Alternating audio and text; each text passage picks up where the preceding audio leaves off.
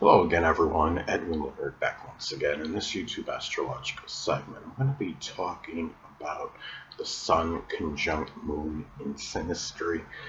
Now, first off, the basic character, which is the Sun, you know, is is the same. Is really, well, I should say, very integrated with the unconscious side, which is the Moon of the other person.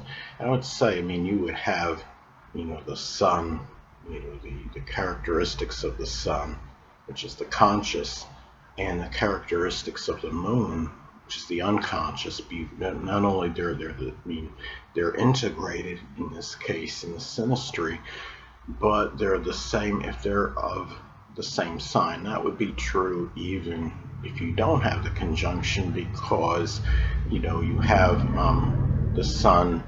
The qualities that the Sun is expressing consciously would be the same as the Moon person's unconscious energy, but they are more strongly, tied in. When you have the conjunction aspect, it could indicate more of maybe a stronger bond, a stronger connection between the people. Now, the thing about this is, the Sun person can, shine the light, so to speak, on the Moon person's unconscious side and their needs. Say if the conjunction is in Gemini, the Moon person, of course, would have their Moon in Gemini.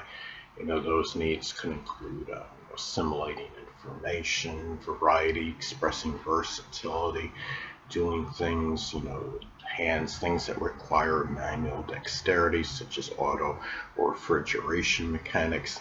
The thing is, even mimicry in some cases. But the thing about this is that the Moon person could strongly care about what the Sun person wants, and the Sun person in turn may focus on the Moon person's needs, their emotional needs, and their home life.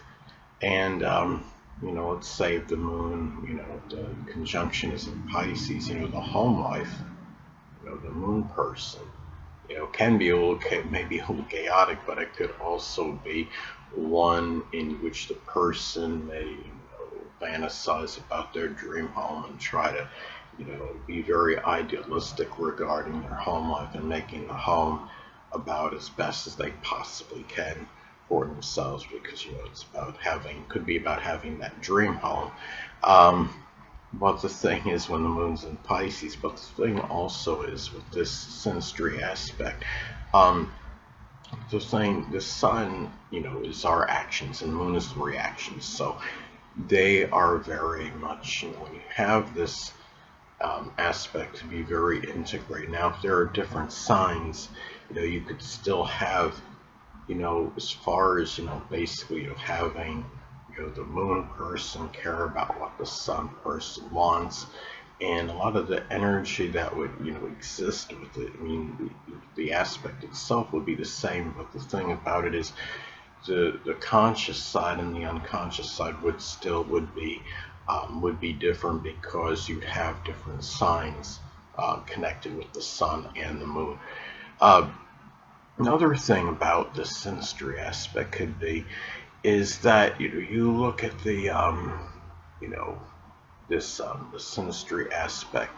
The Sun person could understand what the Moon person feels, and what they feel at home with. Now, the Sun, may be the dominant person in the connection, with the Moon, person caring and nurturing, the Sun person's basic wants.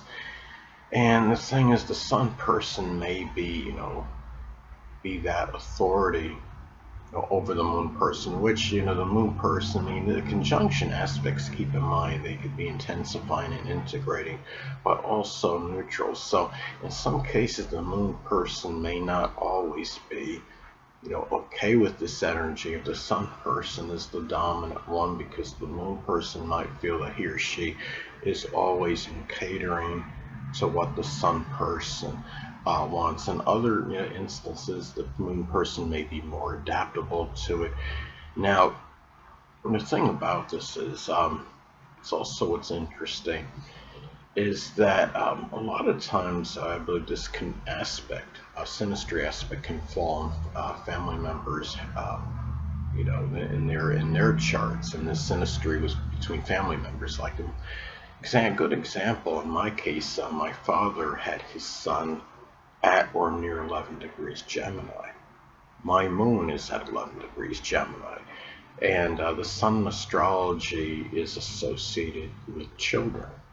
And I was his child, of course. And the thing is, the sun in Gemini can indicate that one or more children may be a Gemini sun, moon, or ascendant, or embody those characteristics. And in this case, I had my moon in Gemini. Interestingly enough, my sun, by house position, is in the second house, but conjuncts the third house cusp, and the third house, of course, corresponds with Gemini. So I thought that was interesting too. But if this this falls family members' homes, it can be, again, conjunction aspects can be neutral. It could show a lot of a lot of the same comparable energy. Especially if it's in the same sign. In most cases, when you have the conjunction aspect, the sun and the moon will be in the same zodiac sign.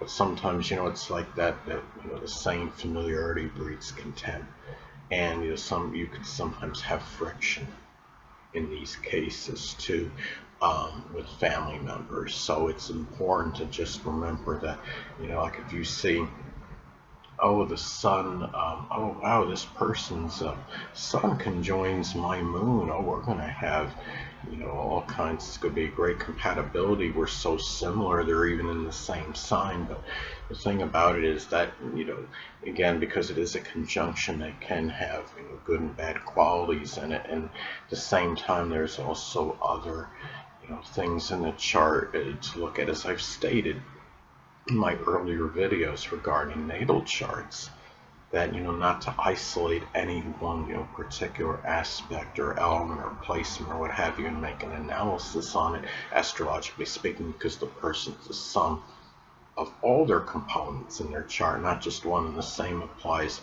to synastry aspects between one person and another, because you can be one synastry aspect does not make the relationship one, even if we're talking about a even more positive aspect. Let's say if the sun was sextile or trine someone's moon, which would be even, I would say, more favorable than the conjunction aspect, more auspicious. That doesn't negate any, if you have a lot of negative synastry aspects in the chart between person A and person B. So you gotta factor everything in.